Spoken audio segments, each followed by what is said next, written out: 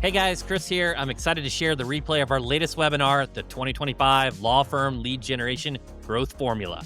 We went out and talked to over 250 of your peers, some of the best in the industry, to uncover the biggest challenges and winning strategies shaping law firm marketing over the next 12 months.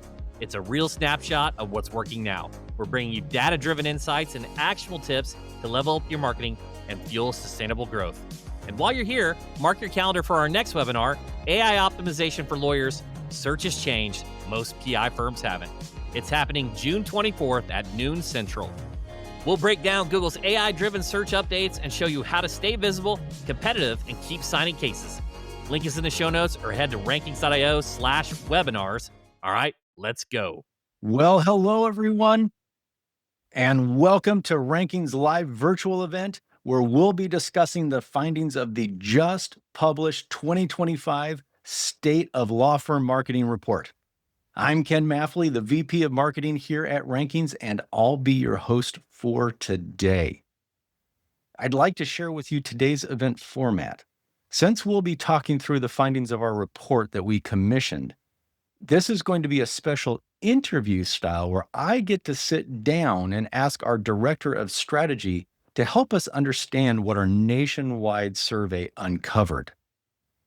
It is jam-packed with our findings and action steps you need to take today to stay ahead in today's market.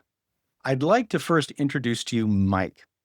Mike Budney is our Director of Strategy here at Rankings and is an expert strategist who supports high-performing, mission-driven entrepreneurs, empowering them to increase their impact and profits.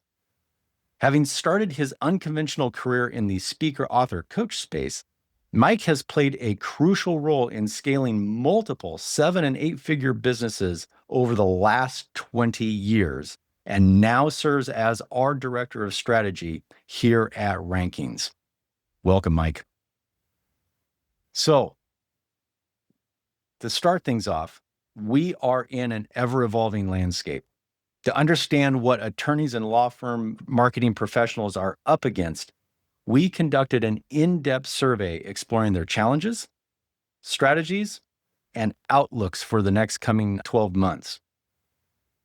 Our State of Law Firm Marketing report gathered over 280 responses from law firm professionals and then made sure that the participant pool represented 70% of U.S. states. That means it's a real representative snapshot of the current marketing landscape for law firms here in the U.S. By delivering these insights, we want to empower you with data-driven strategies to enhance your marketing efforts and drive sustainable growth. So, without further ado, let's go ahead and dive into the survey findings. As I mentioned before, I'll walk through the findings and then invite Mike to give his expert opinion. So I'm going to start with the first question. And by the way, everyone, my screen is over this way. So if I look this way, I'm just reading from the screen. Okay, so this first one is actually to level set. I just want to kind of like set the stage because we asked the question, my law firm's revenue will improve over the next 12 months. Agree or disagree? And what we found was a very optimistic, solid rating of 4.2 out of 5, with over 88% of all respondents agreeing that their revenue will improve. And this also corresponds with the second question that we asked. We sandwiched them together because we also asked, will the need for your services increase over the next 12 months? And the answer was exactly the same. So I just want to set the stage here and say, what we're kind of seeing is most lawyers and most law firm professionals agree we're in a pretty bullish market. So that's the level set. Now on to the next question where it gets a little bit more dicey, and then we'll bring in Mike. The next question we asked was, I have greater marketing exposure than the majority of my competitors. Agree? And what we found was kind of a split. Smaller law firms, 1 to 25 employees, had a pretty tepid rating of 3.4 out of 5, with only 54% agreeing with the statement. While larger law firms, had a 3.9 out of 5, a little bit better, but they're feeling the heat. So, Mike, what are you seeing out there with our customers? Thank you, Ken. I'm honored to be here today. Excited. What a great group we have on the line here. This is a great question because it dances an interesting line. It's funny. The previous slide, the optimistic view, right? 88% firms see an uptake or expect an uptake. However, boots on the ground, what we're seeing on the day to day is not as optimistic. So I want to kind of be kind of a thread of reality cutting in between here. I do see a divergence between the smaller the firm versus the larger the firm. And this is what we're seeing over time is the competitive landscape is one of your first slides is consistently evolving. So here's the evolution of what we're seeing, and we're on the bleeding edge of that. And what we're seeing is if you're on the smaller side, you're feeling a little bit more of the crunch. You're feeling more of I might be seeing a little bit less case gen than I was seeing the previous year over date, month over month. So you might be seeing a little bit of that pressure of the same thing we did before isn't getting us to where we were. So we're seeing that and again, the smaller firm is going to feel that only because the smaller your firm you are, the less you're playing all of the avenues as well as the bigger firms are. So if you're a larger firm, it's likely you have a bigger budget. You're likely spreading yourself more irons in the fire across multiple channels. And if you're a larger firm, you're also more likely to expand and move into additional markets, secondary or main markets, than a smaller firm will. You'll see larger firms max out on what they can do in their markets. What happens when a top tier firm capitalizes and kind of caps out at that tier one market they may be in? Let's say they're in Chicago, for example. What are they going to do next? Well, they're going to move their presence into the secondary markets around that major market. And that's where the smaller firms are going to feel that hit too. Because the bigger firms may be encroaching upon turf that they weren't prior to expand their footprint to make sure they're getting the kind of case gen they're hoping for. So the dichotomy is the smaller the firm you are, the more likely you may be feeling that crunch. And I would just give you guys some supporting data that we see on the front lines to just bring this home, which is the same deliverables, the same budgets last year, this time of year, are all increasing. So we have to bring more to the table locally and organically to win in the same markets. It's not going down, it's going up. So, and it's because of all these factors stacking on top of each other. So it's funny to see the reception and the reporting, but man, on the front lines, that's not the sentiment we are hearing or seeing, which is interesting. Yeah. I was going to say, I would imagine you're seeing a lot of increased pressure, and especially like you said, with the larger firms maybe moving into new markets. Well, those people that are already in that market, now all of a sudden their SEO may be less effective, their paid channels may be less effective. And so they have to be able to pivot. You're sharing that market share now with a firm that probably has more authority than you, possibly can come in and kind of bully you out of a market that you belong in and they technically don't. That's the sentiment. Okay. Like, the hell are these guys? They don't belong in my market, right? That's what we hear. And it's like, yeah, I get it, but that's what we help firms do. We help firms corner markets, dominate, and then move on to the next one to edge out the competition. That's what we take great pride in, but that's what we see. And if you're not playing that hand really strategically, and look, if you're a smaller firm and you're concerned, you've got moves to play here. They're different than the larger firms. And if you're not concerned what those are, just as an aside, we can talk to you about those. No strings attached. We're not trying to we're not trying to force a deal to you, but we do these audits and we'll give you the strategy, no strings attached, of what we would do if we were you, the best play you got. But the move you make if you're a smaller firm versus a larger firm, radically different.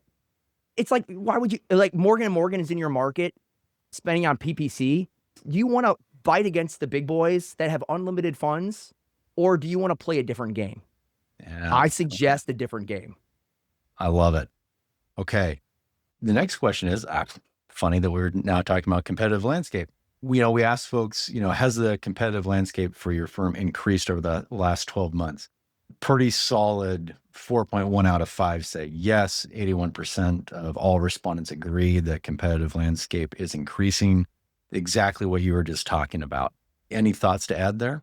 Absolutely. Yeah. So I'm going to use an example of a firm that's doing this this is what's happening across the United States. There's a firm, I'm going to mention the name of the firm. It's Panish. They have presence out of LA. They rank for car accidents. They're PI specialist. And they are in every major metro city in the state of California. and they have a powerhouse presence online and they're gaming it. Well, what do you do when you own and you have great presence in every major metro city? You move to the next ones outside of your state. So what are we seeing with Panache? Just as a great example to kind of pull out, is now all of a sudden they're ranking top of market in Las Vegas for car accidents. Now all of a sudden they're ranking out of market in Phoenix for car accidents. They don't belong in those markets, but you know what they're doing? They're competing and they're winning. And that's more and more of the trend. And again, that's why the competition the landscape keeps evolving, is in the longer you're in the game investing, the more upside of this asset that you can carry around, the weight of it, if you will. And we're exceptional at helping you leverage the weight of your SEO to get in front of cases. But that's what we are seeing. And you're seeing, and again, the sentiment is very clean and simple. Who are these firms? They don't belong in my market, and they keep coming in. And some of that, just as an aside too, is private equity is entering this market and is continuing to enter the market. And that's also helping disrupt some of the growth we're seeing. It's on both sides. It's disrupting the law firm industry, but it's also disrupting the service provider industry. Our side, some of our biggest competition is being acquired this year. As an example, the landscape is tightening up. Some of the bigger law firms in the domestic United States, private equity buyouts, and they're using those funds to leverage their marketing efforts. We can compete against that, but you guys need to know this is the shifting landscape. And if we're not understanding what's happening there and we're not playing to those on that bleeding edge, it's likely you could be getting left behind. It's like the same example of AI entering the space. It's disrupting the back office of legal as we see it and as we know it. And if you're not leveraging it or looking at leveraging it, you're likely going to be getting further behind. That's just something that we want to put on your radar, front and center. Yeah. Love it. Okay. So the next question that kind of like feeds into this, being pivoting and moving where he needs to be. So we asked the question, my law firm's marketing budget will increase over the next 12 months. Smaller firms, a little more of a tepid response. 69% did agree with that statement, with a 3.7 out of 5 optimistic rating. But obviously the larger firms, 4.1 out of 5, 79% agree with the statement. So a little bit stronger there. It's funny about that sentiment, Ken, to step on you here. That's what I would expect to see.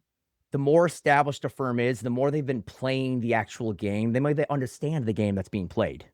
And it is a pay-to-play game in many cases. And if you're not willing to invest and put your money in the market effectively, your results too will typically follow that. And the bigger firms that have been scraping their knees and learning this the hard way and improving upon that, understand the value of investing that dollar. The interesting thing that we experience being on this front lines is the juxtaposition of a firm on the one hand wants to pay the least amount possible and they want to get the best upside they can get. And the juxtaposition there is, local organic ranking at the top of Google is typically a deliverables game. And to win the deliverables game is a budget game. These deliverables scale to budget. And if you want to sacrifice budget, you're sacrificing deliverable. And deliverable is the velocity of your ability to rank. Meaning if I have more deliverables month over month, I will expedite the ability for you to rank top of market. And the other part of that's, again, competing here, the smaller the firm you have been, the less likely you've been competing at all and performing any of these efforts. And you're up against the larger or mid-scale firms that have been doing this at budget more than you're probably willing to invest for years. And you're up against that. And that's the reality of the landscape, is we have to go up against more established firms that have been investing for a longer period of time with more budget, and wherever you may find yourself. So there is a strategy, no matter where you find yourself, of a way to play your hand, but you should not play your hand like everybody else is playing their hand. You have to understand where you fall in this market and all these things. And that's what we help firms do all the time, whether we work with them or not. We're doing this every single day. And that's what I would encourage you. If anybody's sitting here going like, I identify myself as one of these smaller firms, and I actually don't know how to play this hand, you should be reaching out. At least get our report. But at minimum, we do, again, as just a free service, we do audits. Let us give you a leg up and a perspective that can arm you.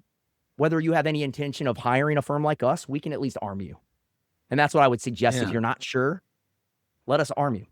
Yeah. And I think you're right. Like, listen, smaller firms, they have a limited budget And they just need to know how to maximize it, especially when you have the larger firms that are feeling a little bit more bullish, as they should, right? They have larger budgets and they feel like that their budget's likely going to increase. But I think what we see here maybe is that there's a little bit of pressure with a smaller budget, with the smaller firms aren't sure that their budgets are going to increase. So that means it's even more important to make sure that you're optimizing what you are able to spend. Very true. Yeah, very Yeah. true. Because your dollar is not going to stretch as far if you feel like you have a little bit more of an unlimited pocketbook. And these larger firms are playing with some funny money here. So, Right. and that's why it's like we have to be intentional about what avenue we compete against these firms. Because again, you don't want to try to beat out somebody that has a better hand than you at their game. That's Yeah. not the best, like that's more of a losing proposition. So again, that's what we want to lean in where the opportunity is and where we can, and I tell this to small firms all the time, typically against a larger firm, we can stair step you up, but I'm not going to come right at the main competition. Otherwise we need a sizable budget and a month runway, or as I like to call it, the pill to swallow is not really fair to ask of us to you. Yeah. And that's the game though. But there's a way to strategize, but it's just that it's strategy. And it's very intentional strategy to move the puzzle pieces here. But there is a way. Absolutely. So budget achieving goals. This is one of the parts I really wanted to talk to you about because this is, I think, where the rubber meets the road. My current budget is achieving my lead generation goals. Agree or disagree? Here's where things get interesting. Across all law firm sizes, we're seeing a little bit more of a tepid yes, only a 3.8 out of 5, with only 65% responding, say that they agree with that sentiment. We've kind of been hitting on it. But Mike, I want to pass it back to you. What are you seeing? Are folks having trouble with this? It's again another interesting one because this isn't necessarily matching with the sentiment I'm hearing in the market, boots on the ground, which is actually a retraction of, we're using the word leads, but I'm going to get more specific. Rather than I say the word lead, I'm going to say signed case. Because I know everybody on this line, you give a lot more credence to a signed case than you do a lead. And that's really where the rubber meets the road and what matters most to you. And I'd say the feedback generally, just for everybody here, if you're a fly on the wall for the conversations we're having out in the marketplace, on the front lines, it's that we're seeing a drop year over year. I mentioned this prior, but you're absolutely right. And I'm seeing firms that are not able to continue the same effort while getting that same case, signed case load month over month. And it's bringing a lot of firms to us with those types of concerns and looking for insight, looking for strategy. And that's a big thrust of what we have coming to us are what was working for us then was not working for us now. So in some of this, I wonder, are some of these respondents being a little bit more aspirational in what they're saying here? Because man, when I survey the landscape and talk to firm owners across the board, the sentiment's pretty consistent. And that's why we're seeing that with our campaigns where we need more budget. What would work in a market for MVA at $10,000 a month for a retainer, for example, that looks like 12 to 15 now in some markets. So it's not because we want to charge more. It's because we need those resources to win in market against the landscape. Yeah. And it's a good call out that there is a distinction between leads and cases. And, typically whenever I talk about, marketing brain, we talk in leads, attorneys talk in cases, and marketers are always moving to qualified leads. That's the important thing. That's and right. I know some of what we do is, obviously help with that, but I'm wondering if at an upstream level, at least what the survey is showing us is that at least the lead generation goals, they're not quite being met, whether that be qualified leads or just volume as well. And like you're saying, downstream, people are talking cases because that's right. The two mesh together. Leads are work, right? You got to work a lead. If you get a lead, it's not a deal. It's not a signed case. It's legwork and it's intake to get to the conversion. It's a number of things, right? And if you get a lead, even from an advertising route, you're right. It's qualifying that lead. And who's to say that, you get that lead through an advertising route and it comes into intake and it's looking for a different practice area. It's something you don't even do. I feel that we hear that feedback all the time, that you go through all this effort to put out, your ads and you're getting back leads you can't even work. Yeah. So Well, and that's just it. Right. Because if it's not a qualified lead, come on. It's the not waste worth it. you're actually it's an opportunity cost is what it is, because you're Yes. tying up resources that you invest in, your i.e. your employees' time to intake. And when they're on a call fielding something that's not relevant, what they're not doing is on a call fielding a possible case they could be signing for you. So that's the opportunity cost that you don't want tying up your valuable resources in. I'm telling you, intake is something extraordinarily overlooked, because no matter how good of a job a firm like us can do with getting you great leads that are qualified, wanting to hire you, if your intake can't convert, you can't afford to bring in a team like us or anybody else. You shouldn't be looking to bring in a team until you have your back of house. And I just tell you, if you're not sure and you're like, if I just brought something up, then get your numbers right. Understand what your numbers look like on intake. X amount of calls, closing percentage based on qualified opportunities. Know your numbers, because if you don't, you got a hole in your game. If you don't know your numbers, you have a hole in your game. Just guaranteed. Yeah. And I don't want to stay on the slide for too long, but man, you brought up something really impactful. Because the truth of the matter is, if you were to up your percentage of converting your leads to cases by just a couple percent, One of the biggest upsides. oh man, yeah, you're right. Okay, we've got a lot. We work with firms on that very part. It's something that it's one of the few things we don't do for a firm, but it's so important that we have the playbook. We share that playbook. It's important. I love it.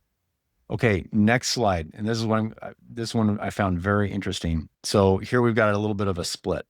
And then we're going to dive into why that is here in a moment. But so we asked the question, my marketing strategy is currently taking advantage of all marketing channels at my disposal. Agree? And again, we saw that split. Smaller law firms, very tepid, 3.3 out of 5, only 45% agreeing with that statement. Medium to large law firms, 3.8, better, but still on the tepid side. Yeah. Talk through just briefly, obviously there's an omni-channel approach. Yeah. But what are you seeing there? What are folks struggling with in terms of getting the message out? This one, in terms of the data, looks pretty intuitive to me in terms of what I would expect to see and what I am seeing. And what I mean by that is the larger your firm, the more revenue you have to play with, and the more you can afford to go traditional. Like, hey, let's get billboards, let's do some TV, let's do some OTT, let's also do some advertising. We can go across many channels. We can do Google, we can do more of a programmatic.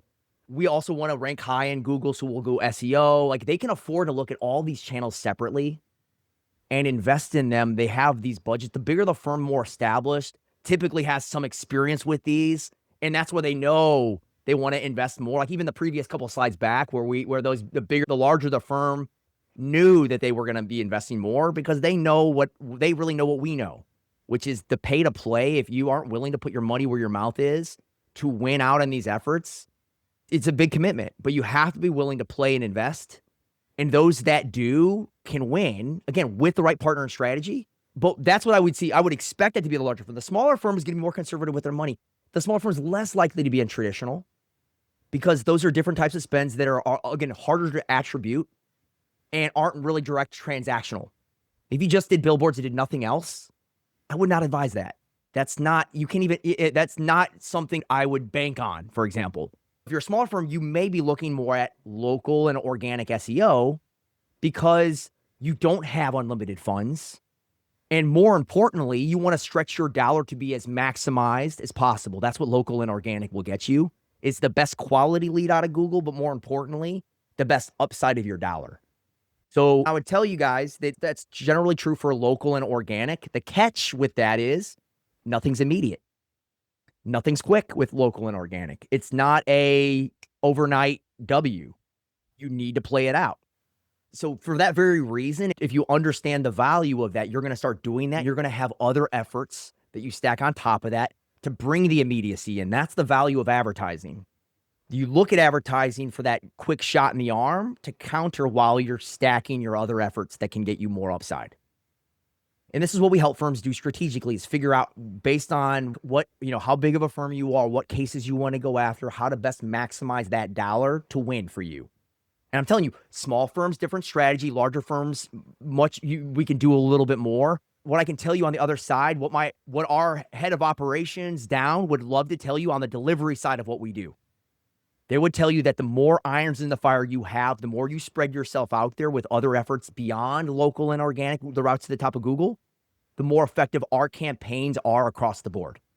So even the smaller clients that are willing to even engage in PPC, LSA, even smaller traditional play, all of that makes our work with local and organic more potent, more effective. Our best campaigns, bar none, are multi-pronged, where we're diversified in the market. The best, healthiest campaigns. And then we're weathered. If something occurs in the algorithm one month, you got other efforts that are picking up the slack in a bit of volatility. Everybody experiences volatility in campaign at some point or another. But if you have other efforts picking up the slack, you're weathering that storm. It's like diversifying your investments. Okay, next slide. So I'd like to go ahead and just kind of set this up. So this next section, we basically asked 3 questions of about 20 different marketing channels. And so let's go on to the next slide, because I'll show how we kind of set this up. So this 4-box, which, might look familiar to a lot of folks. We're certainly not the first people to do this, but I feel like we have our own little unique spin on it, because we asked 3 questions and created 2 4-boxes. So as you can see here on the left, we have the ranking for value. So the farther up you go, the more valuable people find these channels. And then down below, you have the usage. So the further right you go, the more people are using it. So as for example, you can see the one that is the most top right is SEO or organic traffic. So people find the most value in that, and they're using it the most. And then conversely, all the way to the most kind of bottom left would be maybe like Bing search ads. And so people find that to be less valuable and are using it less. So the only other thing to note here is we've kind of split it out. So green is basically your organic channels. Yellow is kind of your paid channels. And the brown is more of your traditional channels. And there are kind of some tight clustering there. So pardon if you can't quite, like radio billboards looks like one thing, but it's actually radio and billboards. So I just want to set that up. And Mike, would love to get your thoughts here, especially maybe even through the lens of like small or large law firms. How would you look at this 4-box? Yeah, so I'd say this looks consistent with how we view the upside of these efforts, meaning, SEO up into the top of the right being the best upside to your dollar, but it has its own caveats, right? Of it's not an immediate win, but it will help all other efforts. And again, for every dollar in, let's say we can get up to $22 on the other side or somewhere abouts, right? That's the kind of upside your dollar can stretch in that effort. I'm going to juxtapose that against PPC, which is fairly close to that in the effort, but PPC being a kind of a counter to what we do with SEO and organic, where it is immediate. It doesn't have the luxury of stretching your dollar and having a significant upside for you, but man, you can get cases right away. But at a high cost, at a very high cost, that for the smaller firm is probably not as advantageous than the larger firm. So I would say that's the way you want to look at some of these efforts, as how am I going to, look, I know I want to invest in local and organic SEO. It's the best use of my dollar, but I also know I need more cases now. So I am going to know, naturally, if that's the sentiment I have, I'm going to need to have a multi-pronged approach. I need to make sure I have that effort coming into SEO so I can stretch that dollar, but I know that's going to be 9 months, a year out at minimum before I can be myopic on that investment. And as a smart business owner, I have to know that I have to compartmentalize that effort. And then I can look at all these others and validate which ones are going to make the most sense. And if I'm a smaller firm, it's probably PPC, it's probably LSA. What I would tell you on LSA, there's 2 advertising routes to the top of Google. PPC, LSA. PPC's been around forever, pay-per-click. I just want to make sure I'm not losing anybody in the understanding of what these are. LSA is local service ads. That's advertising locally through your Google Business Profile. You have to have a Google Business Profile with at least 8 reviews. You can run LSA ads through that. The landscape is evolving. Let me help you understand where it's evolved to. LSA used to be the hack for the smaller firm. You're the smaller firm. PPC is too expensive. LSA is our hack. Let's get LSA ads, and for spending less, we can get more immediate cases. Well, now where the evolution has evolved to, again, local and Google Business Profile and LSA is still a bit wild west with Google and the terrain, where LSA was for us more of that hack or cheat code for the smaller, newer firm. Now it's going in the other direction. Now you're getting gated. You can't really run LSA without enough reviews in market. If you're in a competitive market and you've got firms with 600 to 1,000 reviews against you, good luck getting your LSA ads to post. So now the evolving landscape is the same tools that were working last year for us, that we were going hard in the paint, bringing forward, are not the same tools we can use today. It's okay. There are ways around it, but that's how this is impacting the small versus the larger firms. Again, larger firms can afford to spread out and invest in, the harder part is getting into the orange, where you're getting into radio, TV without significant budget and longer term commitment. Like this type of advertising, you need at least a 6 month to a year, I would say, commitment. You don't just dip your toe in the water on traditional. You have to be committed to at least a cadence long enough to understand. And for that very reason, the smaller firms aren't going to play that game the same. It requires a level of budget and commitment that a smaller firm just can't justify as easily. And again, the traditional efforts are way, way hard to end-to-end track and attribute the way an online effort is. Because everything online, we can tracking codes, end-to-end attribution, we can see, they went from here, they landed here, now they're on our site, and now they bounced to intake. Whereas traditionally, we just don't have that same breadcrumb to follow. And our confidence in what's working and why is way more heightened digitally for that reason. And again, the more you understand the value of your dollar, what's working, what's not, the more effective you can be in your campaign. This is why almost all roads lead to more digital, because we have we can drive better. We can control the campaign at a higher level, and you have more options versus more traditional. Yeah, I love that. And for those that are following along at home, I forgot to mention kind of the quick definitions of this 4-box. So in your top left, you have reconsider. And that's basically the thought of people may find this valuable, but they're not using it very much. So it might be a signal to use wisely, and which I know it also says that down below. But then your top right, optimize, a lot of value, a lot of people are using it. So that means you have to be really on it in order to compete effectively. Your bottom left, people maybe are having mixed emotions on how much value they find or they're using it. So you have to use it wisely. You really have to have a good steward that's been around the block a time or 10 to help you really understand how to spend effectively for that category. And then your bottom right is experiment. And that basically means people are using this a lot, but they may not be finding a lot of value yet. So you'll need to dip your toes, find what works. It might be happening for not to step on you, Ken, but I would say what fits in that experiment mode, and I would love to give you guys permission on this line to view it as such, would be more along the lines of organic social and even paid social as a means to experiment. The reason why is you can control your spend on paid social in a way more controlled setting. And what you can do is you can use paid social and even organic social to test messaging.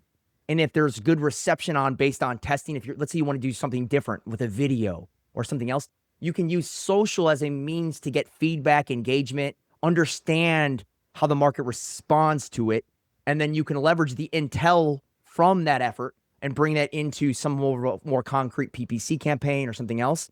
There are ways of looking at these channels as, mitigating your risk on just throwing money at the wall and seeing what sticks, and using them with smaller spends. What we know in marketing, I know you know this well, Ken, being a significant marketer, is we can leverage spend to get intel. You don't throw your whole budget at something. You throw a minimal spend because your intel is the intel, and you can extrapolate from that. So a lot of times you looking at social as more of an experimental channel would be more wise, because you can take liberties there and get, you for very little money, if anything, you can get some good things before you go hard on a campaign.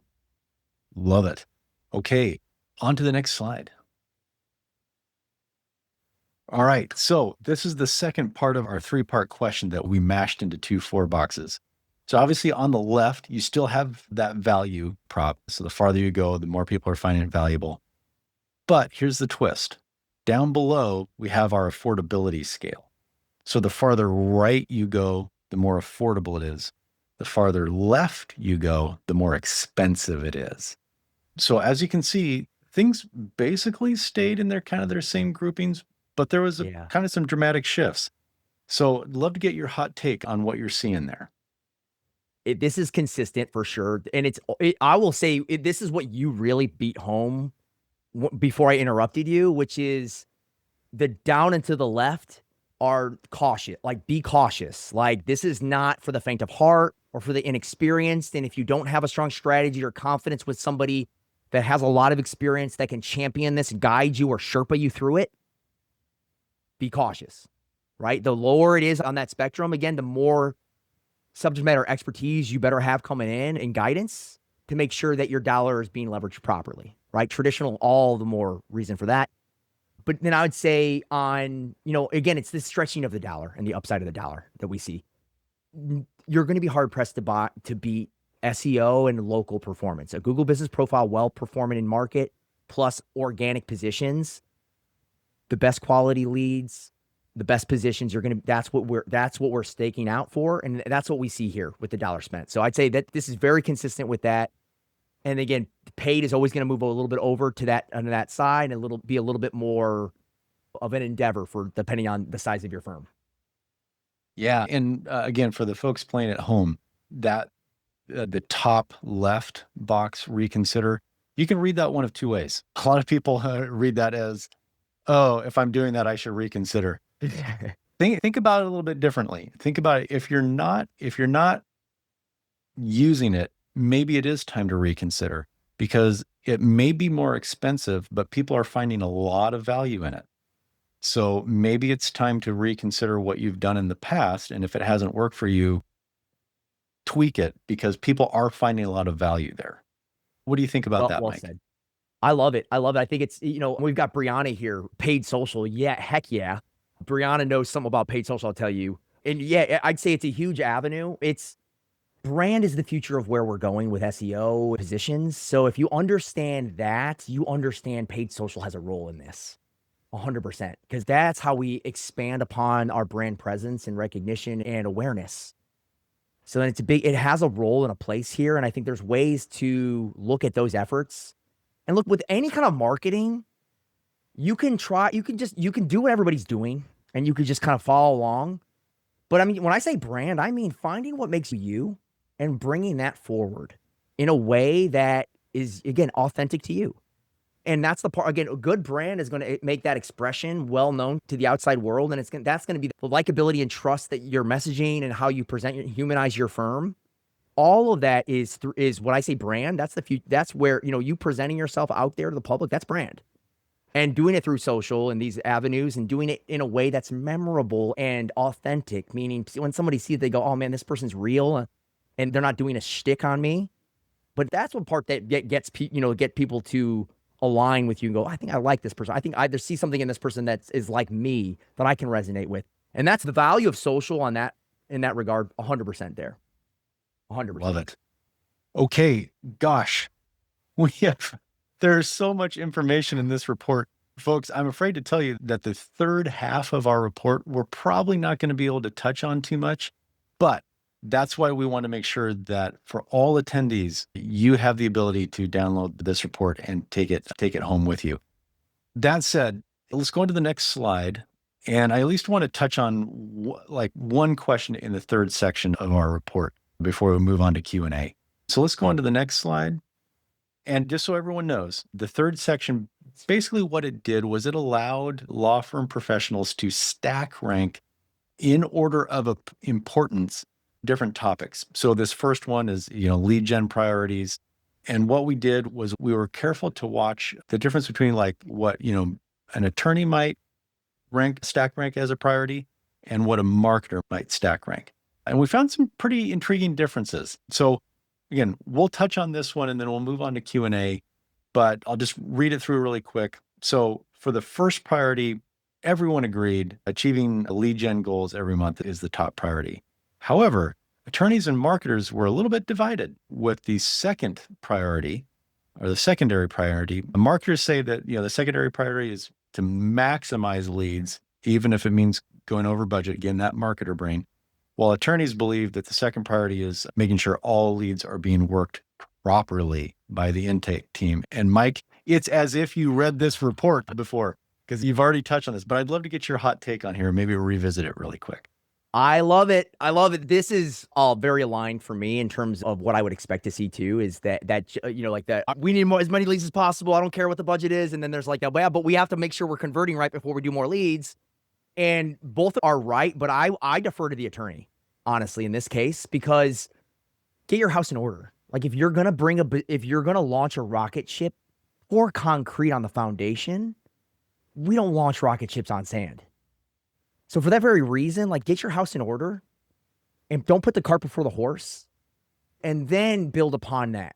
So to me, the priority is intake because, again, one thing leads to the next, leads to the next. If you don't have intake right and you're doing this on the front side with the leads, that is not going to, there's no way this is maximized without this in place first. So let's look at the sequence of what has to flow in. And I would tell you intake is the priority. Get your numbers right. Understand your numbers. Look at everything holistically. And then once you get to a position where you know that's on a trajectory where it's going to continually improve and you know and see your numbers, if you're not measuring it and looking at it, you're not going to improve it, period. You got to. But and then if you know those numbers, when I talk to a firm that knows their numbers, I am confident they're a partner I want. Because that tells me everything I need to know about what they know and what they care about. And that speaks volumes to me. I know they got their priorities straight. Marketers always want more money. I've been a marketer for most of my life, so I can relate to that over budget. But I would just tell you, I defer to the attorney view on this, and I think that's the more important priority, and that's what I would press to anybody I talk to. Yeah, and what's interesting, you said you've been in marketing for years. I've been in marketing for, well, the gray in my beard says I've been around. I got some gray coming in, baby. I'm working on it. But, what I hear in that secondary priority is they're in very competitive markets and the pressure is on to make sure that they are delivering value month over month. They're in a pressure cooker and they're feeling it. And honestly, some asses are on the line, with these efforts. So it's there's stakes for sure. Yeah. Yeah. Well, listen, like I said, there's actually a lot more slides that we will not have time to get through. I do highly encourage everyone to make sure to download the PDFs right now if you haven't. There's so much great information there to make sure to be reading through. There's a lot of action items that we've tacked on to every single one of our findings so that you can have something to grab hold of today to make sure that you're working in the right direction. So with that said, we will go ahead and move over to the Q&A time. And yeah, there we go. Perfect. Thank you. So the first question that came through, I'll just read it verbatim. And actually, this kind of goes into exactly what we were just talking about. So Mike, what are your thoughts, experience with working with a lead gen firm as a part of your lead generation formula? Maybe like an intake team is kind of what I'm reading there. What are your thoughts there? So when I read that, I think this is from you, Jeremy. So Jeremy, and depending on the context of the question, you can speak into this in chat. I'll pick it up. The way I read that question is there are services you can find out there where you just pay for signed cases. For $15,000, $30,000 a month, they will guarantee you X amount of signed cases within a certain type of case type. And it's an arrangement you have with a firm. And they get you those signed cases for that spend. And I think that's what outside lead gen firm. Yes. Okay. So that's exactly what you're talking about. I'm familiar with this model. What they're doing is they're running PPC ads and they're typically conquesting in other efforts. Conquesting is when I take one of your biggest competitors in market and I bid on their firm name and I pretend to be them. And someone just types in their name organically in Google. My ad, it hits the top. They just click on my ad and they go to my site, not theirs. That's conquesting. That and many other efforts, there's a shade of gray, let's call it, that advertising firms will use to do that. And it's not a right or wrong or a judgment, but what I tell you is just like the problem with that effort is if you become dependent on it, now how are you what's in charge of the lifeblood of your organization is relying on what? A firm that's running PPC ads and making money off of what you could be running if you were running something comparable, and they're making margin on you. That's what they're doing. A margin you could, and if you don't have and I know some firms that enjoy that service and do well, but my concern with it is it can dry up. They could pivot on you or disappear or go out of business. And if you become reliant and you need that source and you don't have it and can't rely on it in the future, it's not, I like efforts where I can own the effort and that I'm not relying on some other outside force that could, that I can't control. Just in terms of owning, businesses and being responsible for them, it's all about understanding that life, there's nothing more important than where the next signed case going to come from. So I would tell you for that very reason, if rather than invest and lose that margin to a firm doing that lead gen for me, if I could deploy my own SEO and local presence in time, I can outperform that. But again, the catch is the pill to swallow and navigating that path. So Jeremy, if at any point, man, you want to talk about how you would play that hand, for example, that's what we do. So I'd encourage you, knock on our door or email mike@rankings.io, and we can run an audit for you and give you a strategy there. But that's what I would tell you on that front is it's not a wrong or right, but it is be cautious with that route. And that's what they're doing is they're running PPC ads. Love it. Okay. And this next one that I'll address quickly, and then we'll move on to other questions. So was asked, does Rankings offer email marketing services? Short answer, no. But we wanted to make sure that we were getting as many marketing channels into our survey as possible so people could see the possible efficacy. We're pretty focused on what we do. We are rather omni-channel in what we do, but we're also kind of selective. Yeah. So I just wanted to make sure that was addressed really quick so everyone would know. Now, we might only have time for maybe one or maybe two more questions. So this first one, and I'll just read it out. It's a little bit of a mouthful, but how frequently should campaigns be audited and reallocated to maintain performance efficiency? At what point should a firm cut investment in a channel if it isn't producing returns? Okay. Great question. It is a little open for interpretation across because every channel is going to be treated different. You wouldn't talk about an organic campaign versus a PPC campaign, and the context of how those play out are not really similar.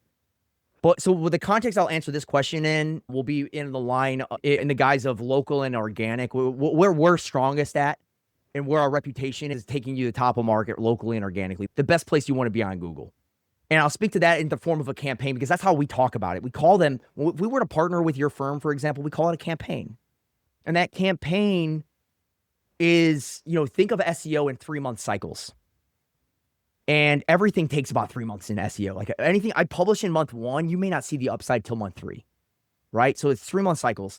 And if you hire a partner, it doesn't have to be Rankings, anybody that does great work in this space that you hire, typically, what I tell everybody is don't be myopic. Don't be too into the data of your campaign short of, let's call it 9 months. So if you came to me and you were 6 months with a new partner and you're like, I'm concerned, I don't see it, I'd be telling you what I tell everybody. You didn't give your partner enough time. I'll still audit you. I'll give you an opinion on the 6 months you've been in campaign, but it's too early. It's too early. Give them at least 9 months, maybe at least a year, before you go too myopic. What you're looking for is the right team, the right strategy and budget. And if you don't give them this last piece, you will lose money. And that's the runway. You have to give them the runway. I don't care. You could have the best team with the best strategy in the world. But you don't give them the right time. You could be at month 8 in your campaign and you don't give them until month 9. You may not see the pop.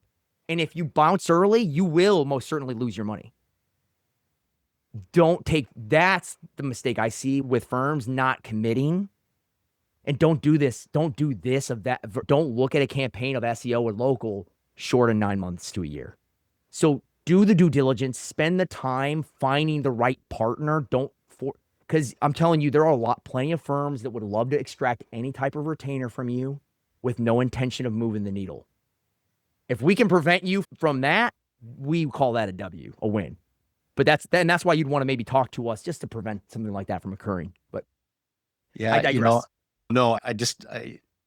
You said something that actually just spurred one of my axioms.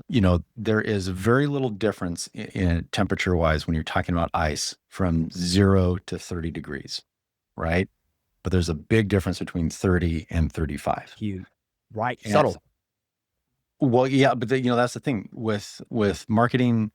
You might make a lot of progress, but you may not see a lot of results until you do. And it's like that you got to give them runway. That I love that because it's true. That's the only way with the right partner and the right budget and strategy. That's the only way your SEO campaign is likely to lose money is if you pull early. But but that's why spend the time, do the due diligence, find the right team and the right strategy. That's the most important piece. And if you need help with that, we do that all day long. No strings attached.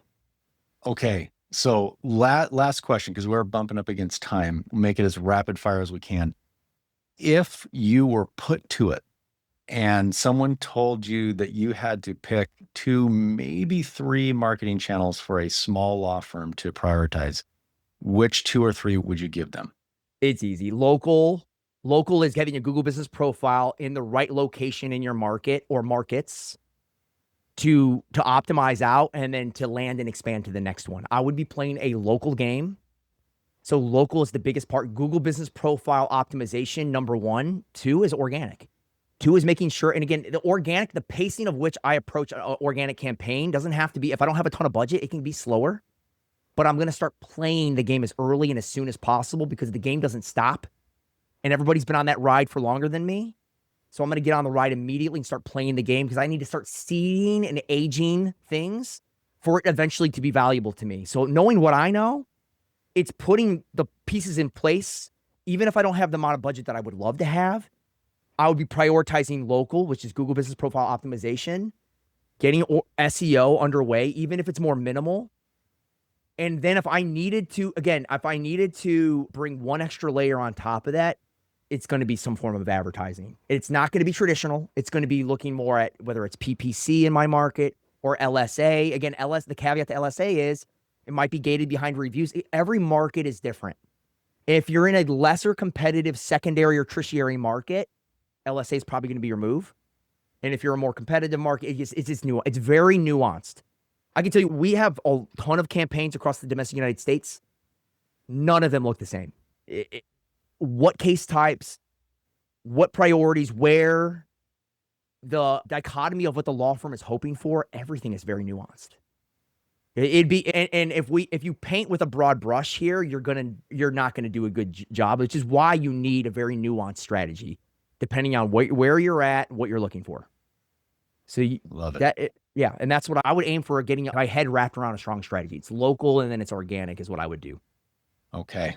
All right. Well, gosh, we've got to wrap. Bethany, I'll have you go on to the next slide, but just wanted to say, Mike, thank you so much for letting us pick your brain, really put you on the spot and just giving us that brain dump and helping us understand what the survey's been saying. I greatly appreciate it. Honored to be here. Appreciate the time. Thank you. Love it.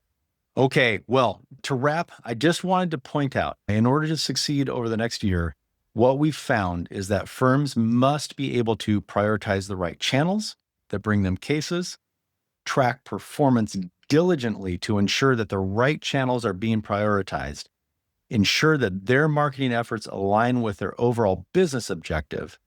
And let's be honest, it's easy to say and harder to do. So, next slide. As always, finding the right marketing partner is essential. They can help outline your goals, construct the right strategy, build the right creatives, and make sure you are hitting your goals. As always, we are here to help you get the most out of your lead generation efforts. Our expertise and understanding of the legal market puts you, our clients, in the winning position. So, contact us today to see how you can get the most out of your marketing campaigns. You won't be disappointed. Bye for now. Thanks for joining us on this bonus webinar replay episode of Personal Injury Mastermind. Don't forget to subscribe so you never miss an episode.